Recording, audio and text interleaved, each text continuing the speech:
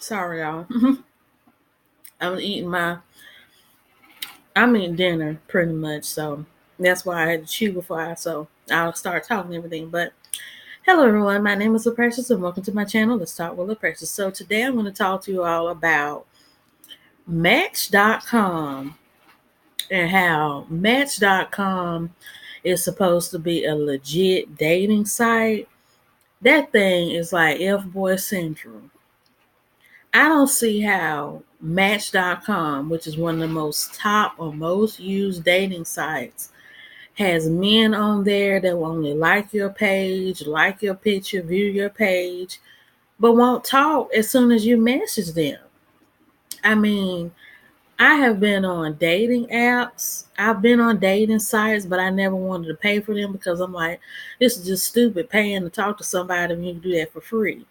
But I decided to put myself back out there on the map, because I really want to be in a relationship. I really want to be in love, and I really want to be with somebody. So I said, well, why don't I just make a sacrifice and just pay $100? That's the least amount of money I was gonna pay for this dating site, because that was the cheapest plan they had, where you could pay $100 up front for a 3-month subscription. And I think I'm gonna pull out after month one. I mean, I'm already like 3 days in, and I already want to renege, because here's what I did. Put my pictures up, set up my profile, likes, hobbies, what I do, blah, blah, blah, and I just let it ride. Now, not film, but I flipped through a lot of men's profiles and whatever, and I'm going to go ahead and say it's not that much variety on Match.com on my end. I live in Winston-Salem, North Carolina, and I don't know if the demographic that appears on Match.com is because of the location or the distance you're willing to travel to meet these men or whatever, but the men I've been coming across have not been that of a good selection.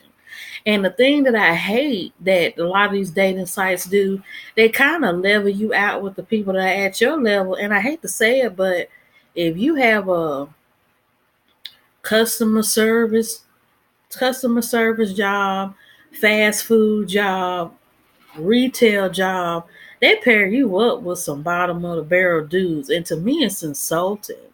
But when you start putting, you got a bachelor's degree and you have all these achievements and stuff, the men, they just get better. And I'm like, this is really crappy, because even though people don't make a lot of money, they still want to be in love too and have good quality partners. And for dating sites to just try to size you up and only allow you to be available to certain type of dudes, it's kind of jacked up to me. And I've heard a lot of people say you have to date your standard or lower your standard if your standard is too high, if you can't seem to get with the men that are the standard that you want them to be. But still, it's like, just because I work at a certain job or I make a certain amount of money doesn't mean that I don't deserve to be in love with a good person. My issue with the app is not even with the app. My issue with Match.com setting is it's set up like a dating app. And I believe that a lot of dating sites are trying to upgrade and update to modern times, because everybody's so into technology, so into their phones, so into user apps, and don't really have the time to sit and communicate or talk or conversate or anything. But I mean, at least be mature about it. I believe, and a lot of y'all might be insulted by this, but I believe that when it comes to the dating app game or situation or whatever, I feel like that's for older teenagers or people in their early 20s. Now, I'm 24 myself, but I don't even like dating apps. I hate the swiping left if you don't like them, swiping right if you do, clicking the heart if you like them, clicking the X if you don't, swiping up to look at their profile, swiping down to take it down, to swipe through the pictures. And then you have this long column of messages that you send out, and the men aren't even responding. And I just don't understand that whatsoever.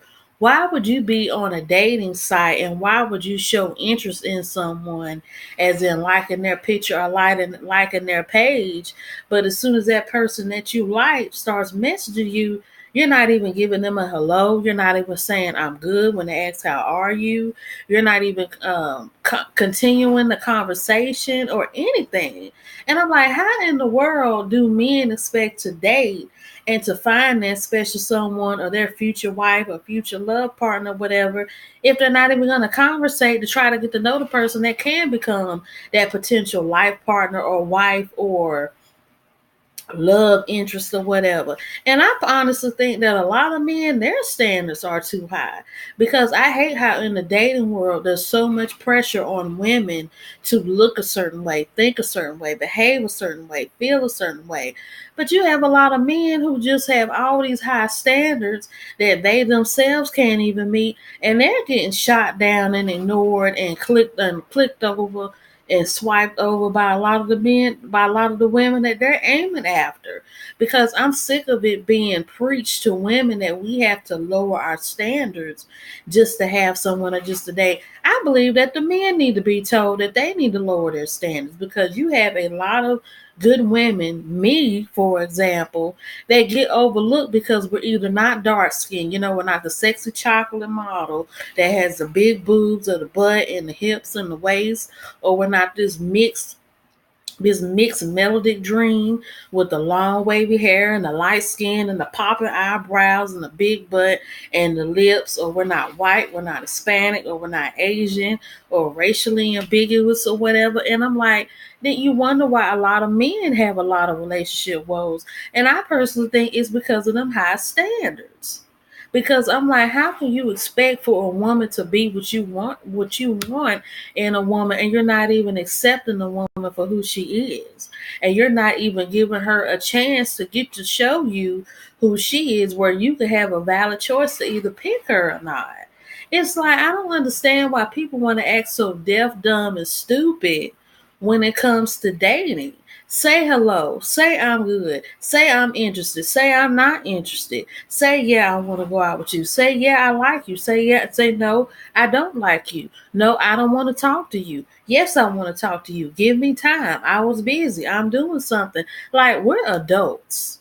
Dating to me is for adults. Little kids, teenagers, preteens, they do that little sneaky stuff and that slick, dissing and missing and hissing and all of that. That's what kids do.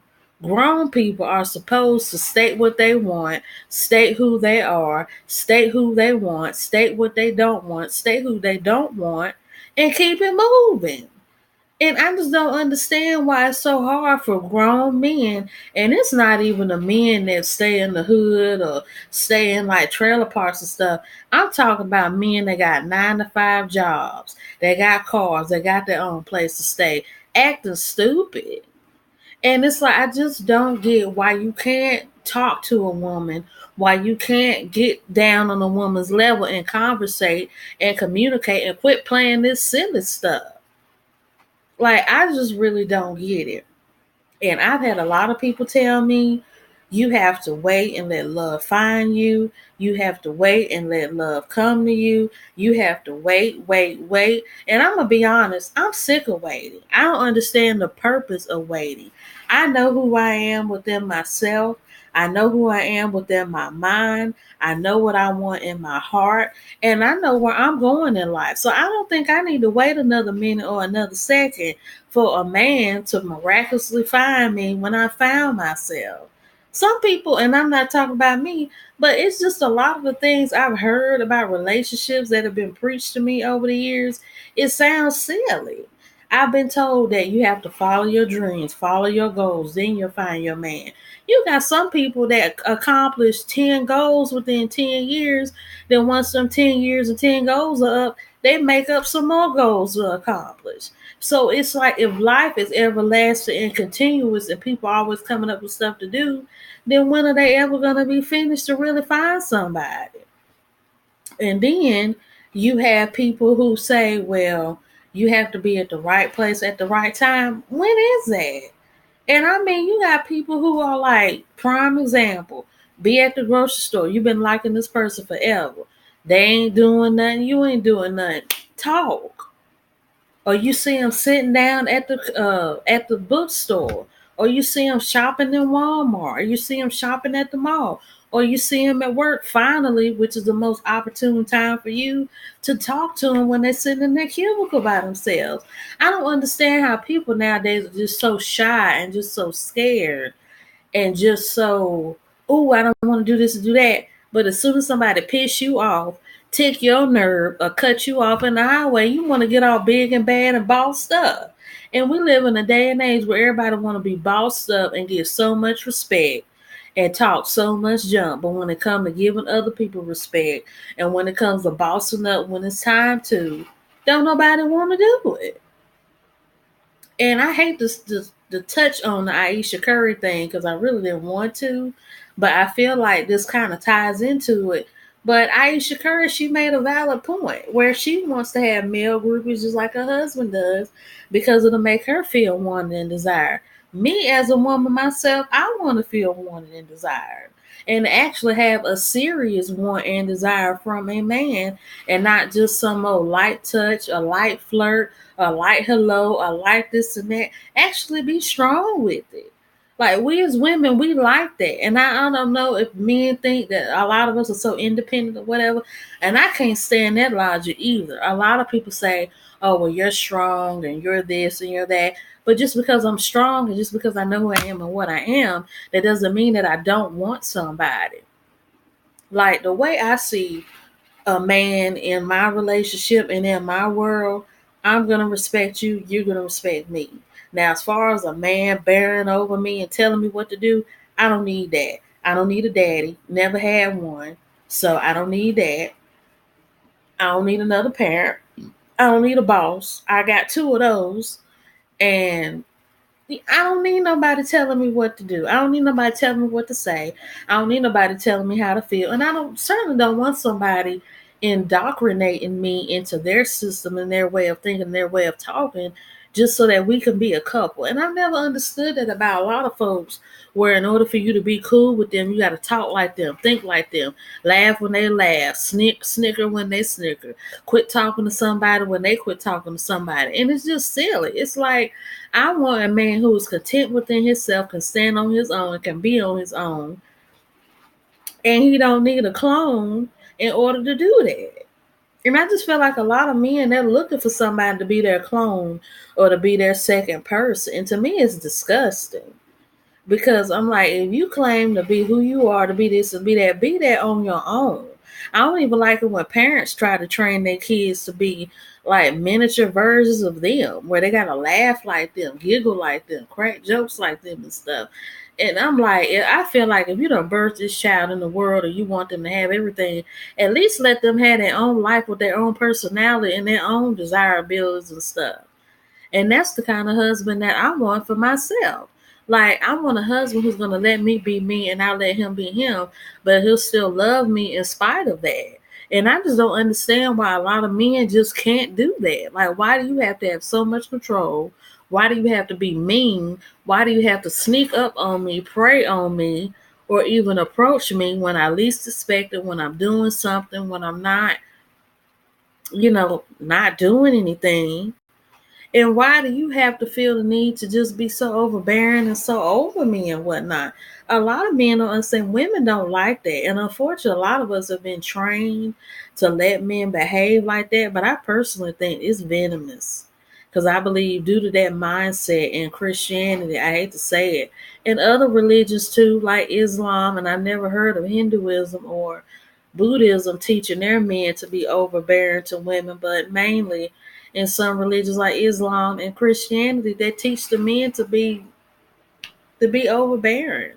The man is supposed to be over the woman. The man is supposed to tell her what to do, this, that, and the third. And I feel like that teaching, that's what cultivates a lot of abuse and a lot of mistreatment, a lot of disrespect, and a lot of fetishism between men and women, because I'm sick of me being as a woman being told you have to be this way, be that way. And why can't men to be told respect women and quit fetishing over us and stop trying to eat us up and chew us up and spit us out?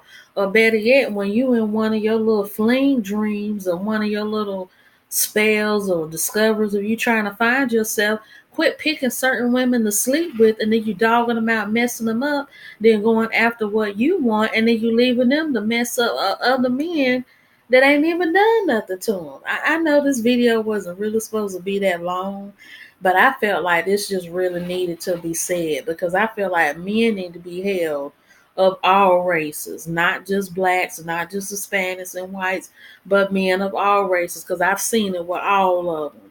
Like, stop abusing us and stop fetishing us and stop eating us up and turning us in and out in every which way, and just love us and respect us and just talk true to us. Yeah, you will have women who don't care if they are fetishized, or and they don't care if men do dog them out or whatever, because some women, they want that because they feel like that's the only male attention they can get. That's them, that's their business. But even if a woman wants that, still come at her with respect. Like, I just don't understand that. I've even been on sex apps and can't even get a dude to sleep with me because he trying to. You got to do it my way. You like, how do you expect somebody to give you some tail if you being mean and snipping and snapping at them? I,